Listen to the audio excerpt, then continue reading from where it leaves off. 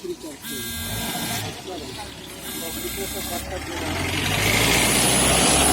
फिर जाओ आज मारो ना जी, जितना मारना है मार दो आज हमको। आज मार दो ना। फोन तुम वो कर दिया, जाओ जाओ, इसके देगा ये हर जाना है इस शिक्षा का। जान हरियाणा बात करनी। पहले अपनी खुद गलती से राज है, मानव के साथ ऐसा दानवगिरी। टंकी मत किया करो। दानव राज।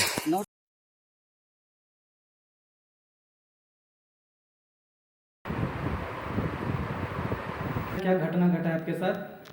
मेरे पापा पेशेंट हैं और उनका इलाज राजस्थान से आयुर्वेदिक चल रहा है और लॉकडाउन की वजह से उनका मेडिसिन ख़त्म हो गई थी, जिससे उनकी तबीयत दिन प्रतिदिन काफ़ी गंभीर हो चुकी है। इससे हम लोग चिंतित होकर जिला प्रशासन मुंगेर से आवेदन के लिए अप्लाई किए अंतर्राज्यीय वाहन पास के लिए। मैं शुक्रगुजार हूँ जिला प्रशासन मुंगेर का, जिन्होंने मेरे स्थिति को देखते हुए मेरे आवेदन पे त्वरित कार्रवाई करते हुए मुझे अंतर्राज्यीय वाहन पास निर्गत किए।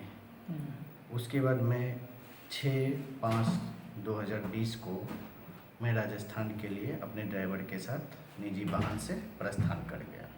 दवाई लेकर उधर से रिटर्न जब मैं आ रहा था 9/5/2020 को तकरीबन 1:30 से 2 बजे रात में, शनिवार की घटना है।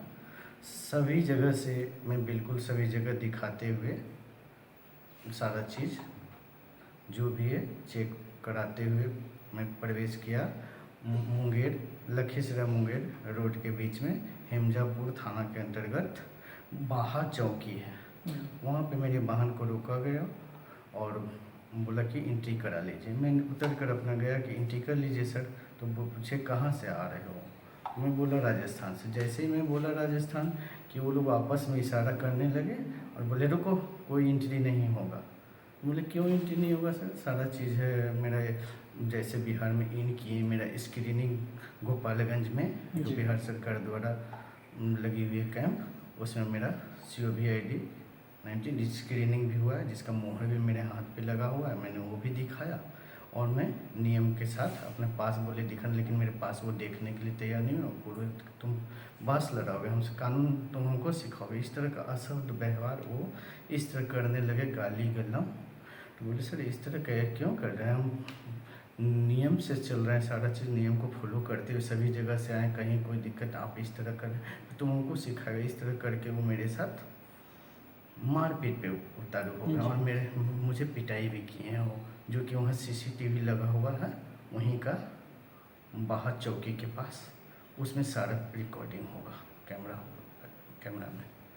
उसको देख लिया जाए यदि वरिष्ठ पदाधिकारी द्वारा, तो सारा चीज़ घटना पता चल जाएगा कि ये पुलिस की वर्दी में पुलिस तो है लेकिन विचार से गुंडा से कम नहीं है, जिस तरह का उनका सलीका था।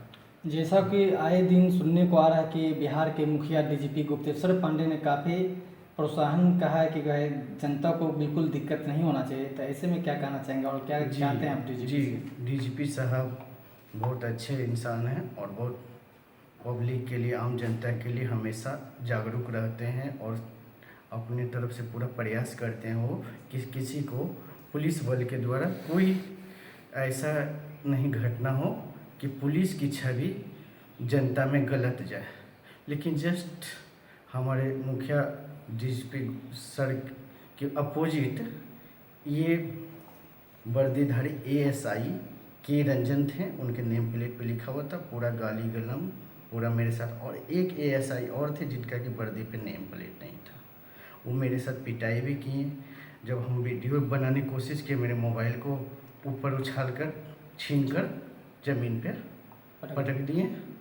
उसके बाद मैं फिर उठाकर फिर कर अपने भाई को फ़ोन लगाने लगा, उसमें भी वो मेरे मोबाइल को नुकसान पहुंचाने का बार बार प्रयास करते रहे। वो ये सब मैं बोला कि देखिए मैं एक शिक्षित घर से हूँ, सब चीज़ मैं खुद जॉब में हूँ, बिहार सरकार में सेवा दे रहा हूँ। मेरे पापा रेलवे एम्प्लॉई थे, रिटायर किए।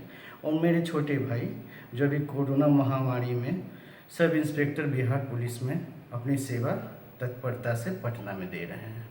इस तरह मेरे साथ इस तरह का हम उम्मीद भी नहीं, और सारा चीज़ में कानून के साथ जो बिहार सरकार का कानून है उसको फॉलो करते हुए नियम के साथ मैं सारा चीज़ करते हुए आया हूँ।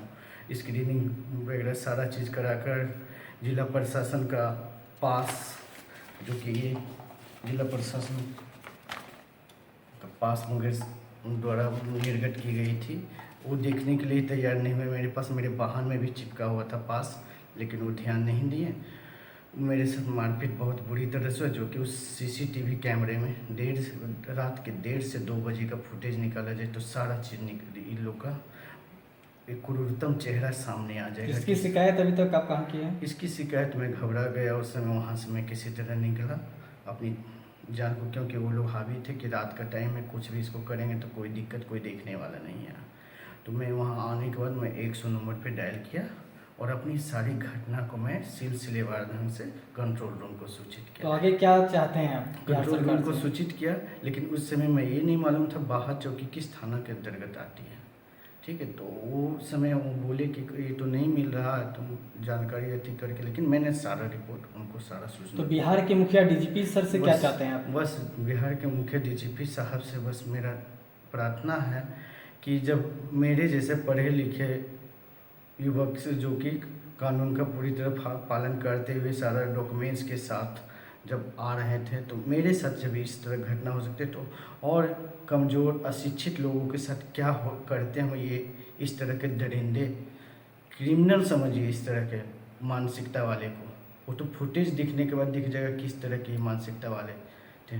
पुलिस की छवि जहाँ एक सब डीजीपी साहब अच्छे करने में रात दिन लगे हुए हैं सेवा में, कि किस तरह जनता में विश्वास का माहौल कायम हो, लेकिन जस्ट हमारे मुखिया के अपोजिट उनके ये लोग गुंडे पे उनका उतर रहा है। विचार जस्ट अपोजिट। ये लोग इसी तरह छोटे से जगह पे आम लोगों, गरीब लोगों को सटाते हैं और पैसा का उगाही करते हैं कि किसी तरह कुछ पैसा ले लें, ऐंठ लें, और ये लोग अपना पल्ला छोड़ा के पब्लिक यहाँ से जाए पैसा। और वही मानसिकता से वो मेरे साथ इतना टॉर्चर किए रात में। पैसा का ही मेन मकसद उनका वही था। पूरा परिचय दीजिए आप। मैं संजीत कुमार हूँ, जमालपुर निवासी हूँ, बिहार सरकार में कार्यरत हूँ अभी। चलिए।